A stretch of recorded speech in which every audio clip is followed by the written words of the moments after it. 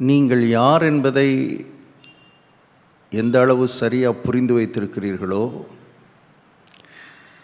எந்த அளவு அந்த சரியான அடையாளத்திலே வாழுகிறீர்களோ, அந்த அளவுதான் விசுவாசத்தின் கோட்பாட்டை நீங்கள் இயக்க முடியும்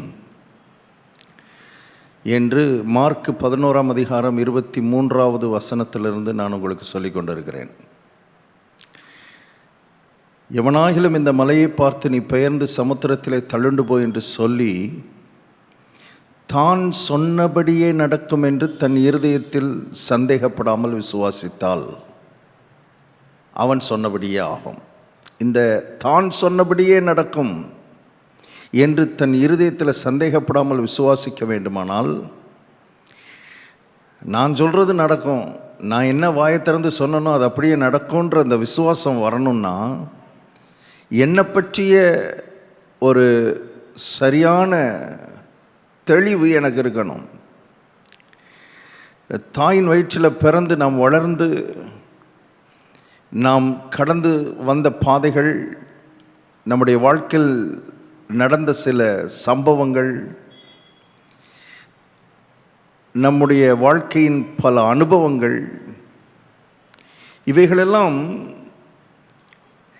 நம்மை பற்றிய ஒரு சரியான எண்ணத்தை நம்ம சிந்திக்க விடாமல், நம்மளை பற்றி குறைவான தாழ்வான, நான் ஒன்றும் முடியாதவன், எனக்கு என்ன செஞ்சாலும் நடக்காது, நான் ராசி இல்லாத ஆள், எனக்கு அதிர்ஷ்டம் கிடையாது,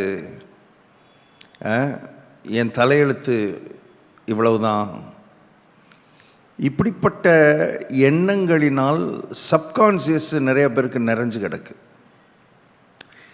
நிறைய பேருடைய இருதய ஆழ் மனதில், அடி மனதில், இருதயத்துக்குள்ளே இந்த மாதிரியான எண்ணங்கள், தங்களை குறித்த தவறான படங்கள் உள்ளே பதிந்து கிடக்கிறது.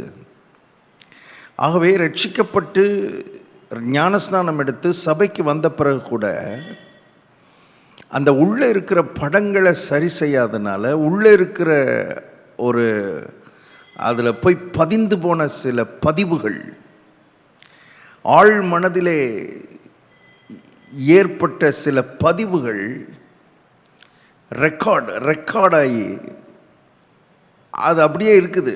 ரட்சிக்கப்பட்டாச்சு, ஆவி பெற்றாச்சு, அபிஷேகம் பெற்றாச்சு, எல்லாம் நடக்குது. ஆனால் உள்ளே இருக்கிற அந்த பதிவுகளை சரி செய்யாதபடியினாலே, ரட்சிக்கப்பட்ட பிறகும் இயேசுவை ஏற்றுக்கொண்ட பிறகும் தேவன் அவர்களுக்கென்று வைத்திருக்கிற மகிமையான, உன்னதமான, உயர்வான ஒரு வாழ்வை அவர்களால் அனுபவிக்க முடியலை. தேவ திட்டத்தை அவர்கள் நிறைவேற்ற முடியலை. தேவ நோக்கத்தை அவர்களால் அதை புரிந்து கொள்றதுக்கே ரொம்ப கஷ்டப்படுறாங்க. அது அவர்களுக்குள்ளே வர்றதுக்கே ரொம்ப, ஏன்னா இது ஒரு பெரிய தடை. இந்த ராங் ரெக்கார்ட்ஸ், தவறான பதிவுகள் உள்ள பயங்கரமாக கட்டி எழுப்பி வச்சிருக்கிறாங்க தங்களை பற்றி.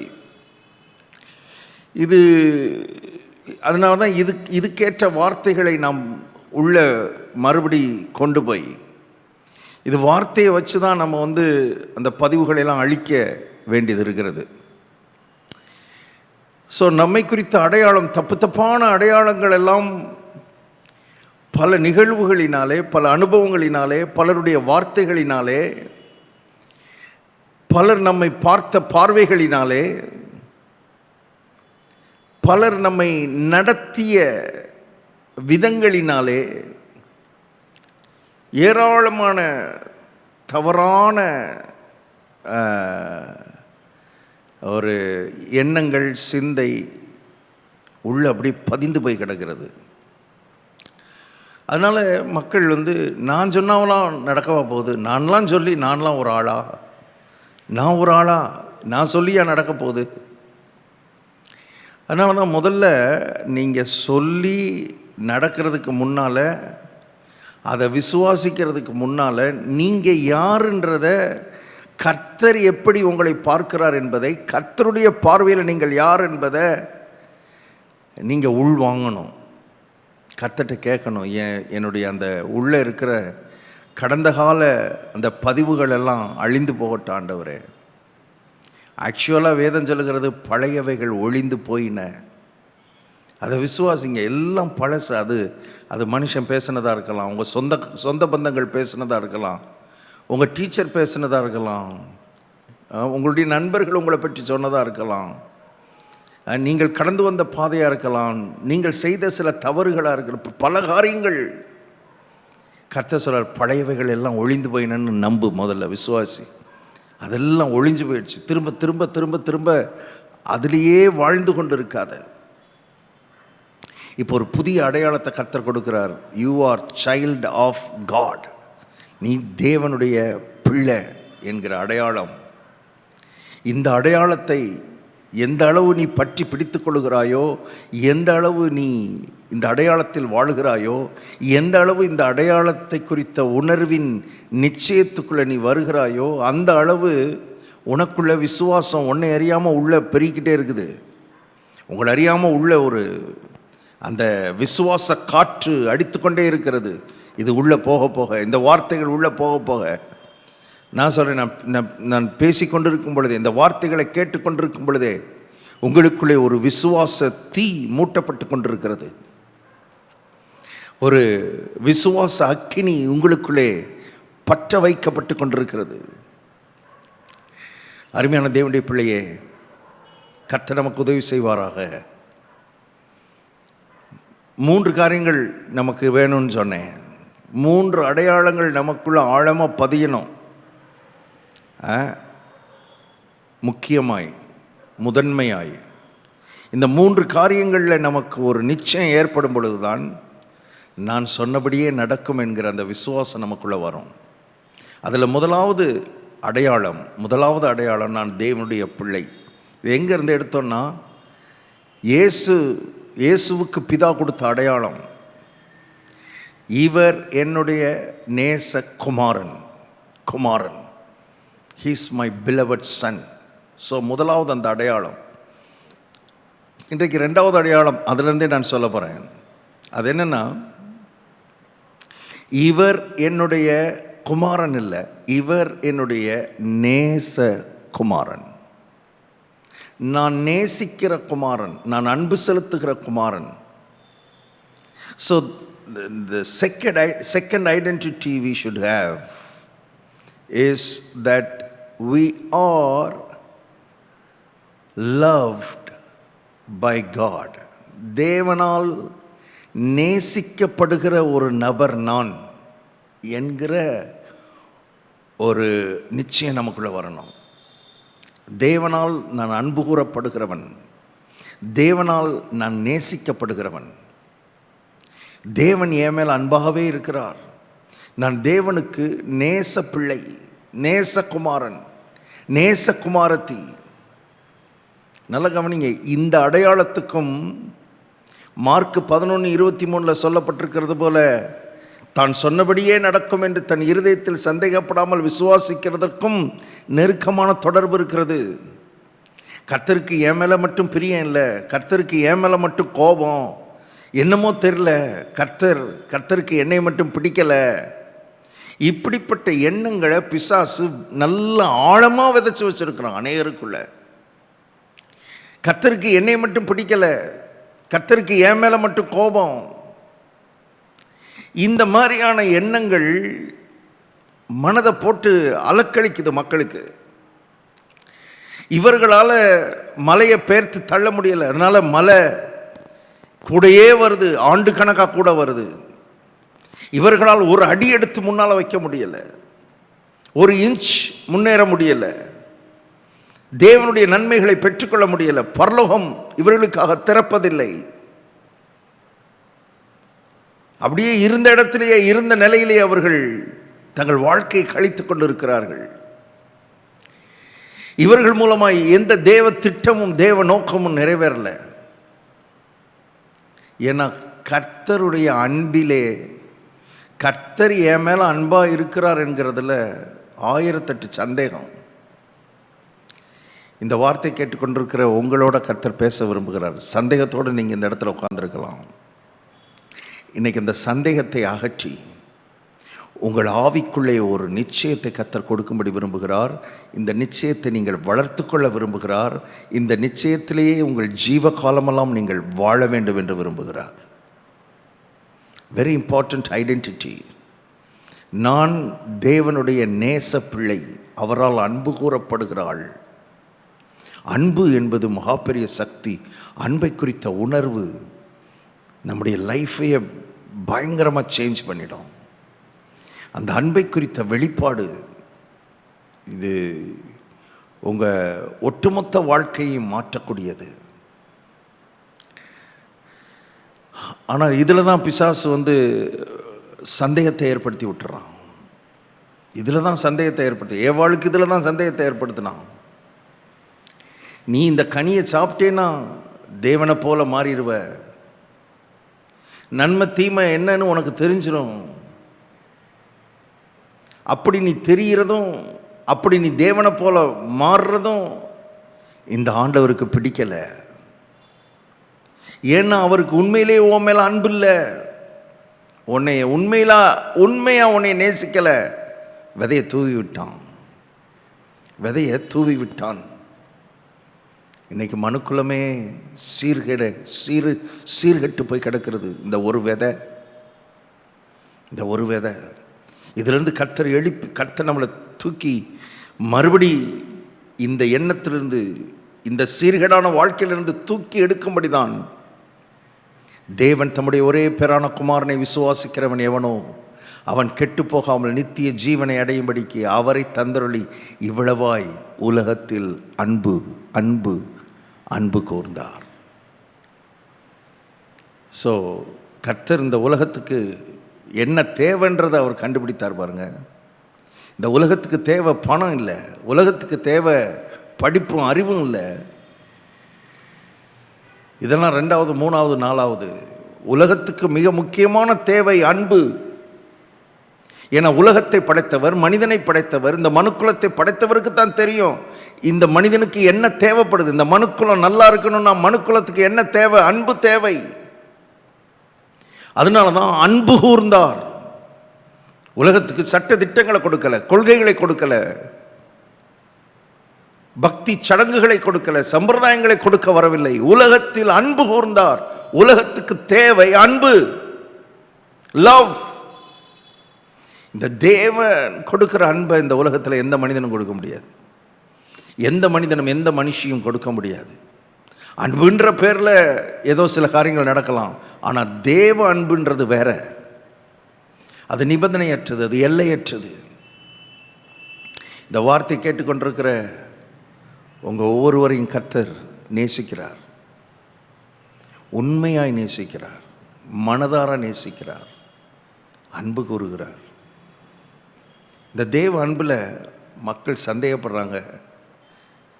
சில காரணங்களை நான் சொல்கிறேன். ஏன் மக்களுக்கு தேவ அன்பில் சந்தேகம் வருது அப்படின்னா, ஒன்று, மக்கள் தங்களுடைய சூழ்நிலைகளை பார்க்கிறார்கள். தங்களுக்கு நடக்கிற சில எதிர்மறையான காரியங்களை பார்க்குறாங்க. இந்த மாதிரிலாம் நடந்தால், கர்த்தர் அன்பாக இருந்தால் இப்படியெல்லாம் நடக்குமா? கர்த்தருக்கு உண்மையிலேயே என் மேலே அன்பு இருந்தால் இப்படியெல்லாம் எனக்கு நிகழலாமா, நடக்கலாமா? அப்போ இப்படியெல்லாம் நடக்குதுன்னா, எதிர்மறையாகவே நடக்குதுன்னா கர்த்தருக்கு என் மேலே அன்பு இல்லை என்கிற முடிவுக்கு அநேகர் வந்து விட்டார்கள். நல்ல கவனிங்க, இந்த பாயிண்ட்டை நல்ல கவனிங்க. என்ன சொல்கிறத, உங்களுடைய சூழ்நிலைகளை வச்சு தேவனுடைய அன்பை ஒரு நாளும் கணக்கு போடாதீங்க. தேவனுடைய மக்கள், தேவனுடைய பக்தர்கள் எப்படி வாழ்ந்திருக்கிறார்கள், வேதம் எப்படி பேசுகிறது என்பதை நம்ம கவனிக்கணும். தேவன் நம்ம மேலே வைத்திருக்கிற அன்பை சூழ்நிலைகளின் வழியாய் பார்க்கிறத நிறுத்துங்க. தேவன் நம்ம மேலே வைத்திருக்கிற அன்பை சூழ்நிலைகளின் வழியாக பார்க்கக்கூடாது, சிலுவையின் வழியாய் பார்க்க வேண்டும், கல்வாரியின் வழியாய் பார்க்க வேண்டும். ஏனென்றால் வேதம் ரோமருக்கு எழுதின நிருபம் 5ஆம் அதிகாரம் 8வது வசனத்தில் சொல்லப்பட்டிருக்கிறது, நாம் பாவிகளாயிருக்கையில் கிறிஸ்து நமக்காக மரித்ததினாலே தேவன் நம்மேல் வைத்த தமது அன்பை விளங்க பண்ணுகிறார். சிலுவை மரணம்தான் தேவனுடைய அன்பை நமக்கு விளங்க பண்ணுகிறது, தேவனுடைய அன்பை நமக்கு வெளிப்படுத்துகிறது, நம்முடைய சூழ்நிலை அல்ல. ஏன்? சூழ்நிலை இன்றைக்கி ஒன்று இருக்கும், நாளைக்கு வேறு மாதிரி இருக்கும், நாளை கழித்து வேறு மாதிரி இருக்கும், அடுத்த நாள் வேறு மாதிரி இருக்கும். சூழ்நிலைகள் மாறிக்கொண்டே இருக்கும். நிலையான சூழ்நிலை கிடையாது. ஆனால் கல்வாரி நிலையானது, சிலுவை நிலையானது, அந்த சிலுவையில் வெளிப்பட்ட தேவ அன்பு நிலையானது. சூழ்நிலையை வச்சு அன்பை கணக்கு போடாதீங்க, சிலுவையை வச்சு அன்பை கணக்கு போட்டு அந்த அன்பை வச்சுக்கிட்டு சூழ்நிலையை பாருங்க. இப்போ தேவன் என் மேலே அன்பாயிருக்கிறார் என்கிற அந்த நான் தேவனால் அன்பு கூறப்படுகிறவன் என்கிற நிச்சயத்துக்குள்ளே நீங்கள் வரும்பொழுது, தேவன் என் மேலே அன்பாயிருக்கிறார், கல்வாரியின் மூலமாக அந்த அன்பை வெளிப்படுத்தியிருக்கிறார், சிலுவையின் மூலமாக அந்த அன்பை வெளிப்படுத்தியிருக்கிறார், தன்னுடைய சரீரத்தில் இருந்த மொத்த இரத்தத்தையும் சிந்தி தேவன் என் மேலே வைத்திருக்கிற அன்பை வெளிப்படுத்தியிருக்கிறார்.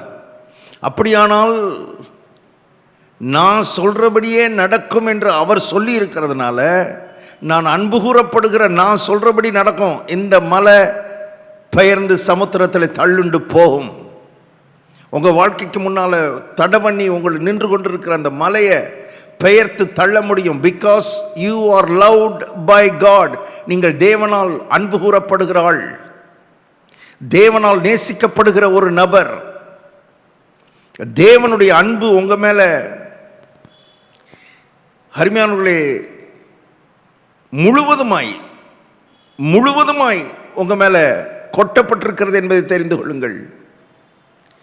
அவர் சொல்லுகிறார், முழு இருதயத்தோடு, முழு ஆத்மாவோடு, முழு மனதோடு, முழு பலத்தோடும் அன்பு கூறுவாயாகன்னு நம்மளை சொன்னாரே. நம்மளை சொல்கிறதுக்கு முன்னால் அவர் முழு இருதயத்தோடும், முழு ஆத்மாவோடும், முழு மனதோடும், முழு பலத்தோடும் நம்ம மேலே அன்பு கூறிட்டு தான் அதை சொல்லுகிறார். முழு இருதயத்தோடு அன்பு கூறுகிறார், முழு மனதோடு அன்பு கூறுகிறார். இரத்தத்தை பிழிய விட்டு, இரத்தத்தை இந்த உலகத்தில் ஊற்றி அவருடைய அன்பை வெளிப்படுத்தி இருக்கிறார். ஸோ 1000 சூழ்நிலைகள் உங்களுக்கு எதிர்மறையாக இருக்கலாம், 1000 காரியங்கள் நீங்கள் நினைத்தது நடக்காமல் இருக்கலாம்,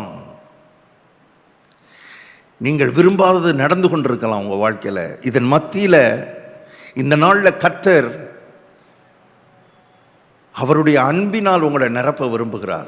இதை நீங்கள் விசுவாசிக்க, இந்த அடையாளத்தை நீங்கள் பெற்றுக்கொள்ளணும், இந்த அடையாளத்தை நீங்கள் வளர்க்கணும், இந்த அடையாளத்தை கட்டமைக்கணும்.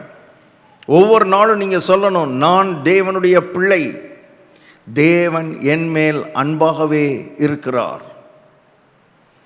தேவன் என் மேல் அன்பாகவே இருக்கிறார், அண்ட சராசரத்தை படைத்த தேவன் என் மேல் அன்பாகவே இருக்கிறார். 1000 காரியங்கள் நமக்கு விரோதமாக நடக்கலாம், எதிராக நடக்கலாம். எப்போ இந்த இடத்துக்கு வர்றீங்களோ அப்போ உங்களை சுற்றி நடக்கிற காரியங்களிலே நீங்கள் மாற்றத்தை கொண்டு வர முடியும். நம்ம சூழ்நிலைகளை மாற்றிட்டு நமக்கு உள்ள மாற்றணும்னு நினைக்கிறோம். இது தேவனுடைய வழிமுறையை நம்ம மாற்றவே முடியாது. தேவனுடைய வழிமுறை என்னன்னா, நமக்கு உள்ளே மாற்றிட்டு தான் வெளியே மாற்றுவார். நீங்கள் தேவனோட போராடாதீங்க. தேவனோட போராடி நீங்கள் ஜெயிக்கவே முடியாது. வெளியே மாற்றுங்காண்டவரே, வெளியே மாற்றுங்காண்டவரே, வெளியே மாற்றுங்காண்டவரேன்னு கேட்டு ஒரு பிரயோஜனம் கிடையாது. கர்த்தர் உள்ள எண்ணங்களை மாற்ற விரும்புகிறார். நீங்கள் அவரோட சண்டை போட்டுக்கிட்டு இருக்கிறது இல்லை, உங்களை அவருக்கு ஒப்பு கொடுத்துருங்க, அவருக்கு உங்களை அர்ப்பணிச்சிருங்க. நீங்கள் என் மேலே அன்பாக இருக்கிறீங்களா ஆண்டவரே, தேங்க்யூ, என் மேலே நீர் வைத்திருக்கிற அன்புக்காக உமக்கு நன்றி, என்னை நேசிக்கிற நேசத்துக்காக உமக்கு நன்றி. நான் 100% அந்த அன்பை விசுவாசிக்கிறேன் ஆண்டவரே. இந்த இடத்துக்கு வாங்க, உங்களுடைய ஆவியிலே, உங்களுடைய இருதயத்திலே இந்த தேவ அன்பு ஊற்றப்படுவதை நீங்கள் பார்ப்பீர்கள். ஏற்கனவே பரிசுத்தாவினாலே ஊற்றப்பட்டிருக்கிறது. நீங்கள் இதை விசுவாசிக்க, ஏன்னா மக்களுடைய மனது தேவனுக்கு விரோதமாக தான் சிந்திக்குது, தேவனுடைய அன்புக்கு விரோதமாக தான் சிந்திக்குது. பிசாசு அப்படி பிரட்டி விட்டுட்டான், மைண்டை அப்படியே பிரட்டி விட்டுட்டான் பாருங்க. அது தலைகளாக யோசிக்குது, தலைகளாக சிந்திக்குது. எனக்கு இது மட்டும் நடந்துருச்சுன்னா அப்போ நான் அன்பாக இருக்கிறான்னு விசுவாசிப்பேன். அன்பாக இருக்கிறாருன்னு விசுவாசத்தா தான் அது நடக்கும். ஆண்டவர்கிட்ட நம்ம கேள்வி கேட்டுக்கிட்டு, ஆண்டவர்கிட்ட போராடிக்கிட்டு, ஆண்டவரோட யுத்தம் பண்ணக்கூடாது. இப்படி தான் வழின்னா என்னை அர்ப்பணிக்கிறேன் ஆண்டவரே, என் மைண்டை ஒப்பு கொடுக்குறேன் ஆண்டவரே, என் இருதயத்தை ஒப்பு கொடுக்குறேன் ஆண்டவரே, உம்முடைய அன்பு மகா பெரியது. அந்த சிலுவையில் நீர் பட்ட வேதனைகள், நீர் பட்ட பாடுகள், இவைகளெல்லாம் வெளிப்படுத்துகிற அந்த தேவ அன்பை நான் அப்படியே ஏற்றுக்கொள்கிறேன். நான் தேவனால் நேசிக்கப்படுகிற நபர் என்கிற அடையாளத்தில் நான் வாழ போகிறேன். கவனிங்க, இந்த வார்த்தை கேட்குற நீங்கள் அத்தனை பேரும் தேவனால் அன்பு கூறப்படுகிறவர்கள், தேவனால் நேசிக்கப்படுகிறவர்கள். தேவனால் நேசிக்கப்படுகிற நீங்கள் வாயை திறந்து சொன்னால் நீங்கள் சொன்னபடியே ஆகும். நீங்கள் சொன்னபடியே நடக்கிறதுனால தேவன் உங்கள் மேலே அன்பாக இருக்கிறார்ல, தேவன் உங்கள் மேலே அன்பாக இருக்கிறார் என்பதை நீங்கள் விசுவாசிக்கிறதுனால நீங்கள் சொன்னபடியே ஆகும். சொல்லுவாங்கள்ல, வண்டியை பின்னால் கட்டி மாட்டை முன்னால் கட்டணும். நம்ம வண்டியை தூக்கி முன்னால் கட்டி மாட்டை பின்னால் கட்டிட்டு இழுக்க மாட்டேங்குது, வண்டி போக மாட்டேங்குது. என்னன்னு தெரில பிரதர், வண்டி போகவே மாட்டேங்குது.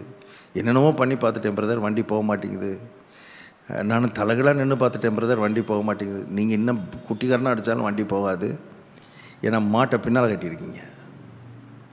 புரிந்து கொள்ளுவோம். புரிந்து கொள்ளுகிற இருதயத்தை எனக்கு தாரும் ஆண்டவரே. இவைகளை அறிந்து கொள்ளுகிற மனப்பான்மை எனக்குள்ளே வரட்டும். ஏன்னா இதெல்லாம் கோட்பாடு, இதெல்லாம் அதனால்தான் இதை கோட்பாடுகளாய் நான் உங்களுக்கு டீச் பண்ணிக்கிட்டு இருக்கிறேன். இந்த கோட்பாடை நீங்கள் மாற்ற முடியாது. கோட்பாட்டுக்கு ஏற்ற மாதிரி நம்மளை அப்படியே அர்ப்பணித்து சரண்டர் பண்ணி ஒப்பு கொடுத்து அவருக்கு தேங்க்யூ சொல்லி, உம்முடைய அன்பு என் உள்ளத்தை நிரப்புறதுக்கு நான் விட்டு கொடுக்குறேன் ஆண்டவரேன்னு விட்டு கொடுத்து ஒவ்வொரு நாளும் சொல்லுங்கள். காலையில் எழும்பி தேவன் என் மேல் அன்பாகவே இருக்கிறார். சூழ்நிலை பார்த்தா அப்படி தெரியல, உங்களுக்கு நடக்கிற காரியங்களை பார்த்தா அப்படி தெரியலை. நான் சூழ்நிலையை வச்சு கர்த்தரை ஒரு கணக்கு போட மாட்டேன். வார்த்தையை வச்சு, சிலுவையை வச்சு நான் கர்த்தரை கணக்கு போட போகிறேன்.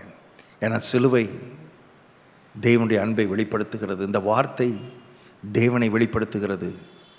நான் அந்த வார்த்தையின் அடிப்படையில் வாழ போகிறேன். சூழ்நிலையின் அடிப்படையில் இல்லை, வார்த்தையின் அடிப்படையில் வாழ போகிறேன்.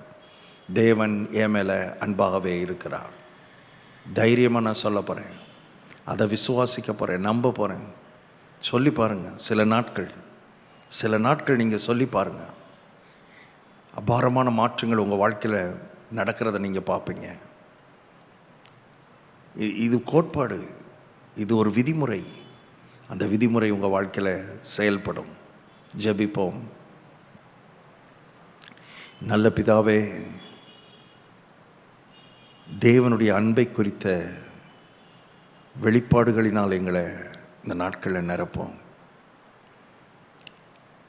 பிசாசனுடைய வஞ்சகத்துக்கு எங்களுடைய இருதயத்தை நாங்கள் விற்று போடாதபடி இனிமேலாகிலும் இந்த வார்த்தை கேட்டது பின்பாகிலும் சரண்டர் பண்ண, வார்த்தைக்கு எங்களை சரண்டர் பண்ண, உண்மையாக கர்த்தர் எங்கள் மேலே அன்பாக இருக்கிறார் என்பதை 100க்கு 100 விசுவாசிக்க, கர்த்தர் எங்கள் மேலே எங்களை நேசிக்கிறார், நாங்கள் தேவனால் அன்பு கூறப்படுகிற ஒரு நபர் என்கிற அடையாளத்திலே நாங்கள் வாழ கர்த்தர் உதவி செய்யும். சூழ்நிலைகளையே பார்த்து தேவ அன்பை கணக்கு போடுகிறதை, கணக்கிடுவதை இன்றைக்கோடு முற்றுப்புள்ளி வைக்க கர்த்தர் உதவி செய்யும். தொடர்ந்து நடத்தும் உடைய கருத்தில் ஒப்பு கொடுக்கிறோம். இயேசு கிறிஸ்துவின் நாமத்தில் ஜெபிக்கிறோம் பிதாவே. ஆமேன், ஆமேன். God bless you.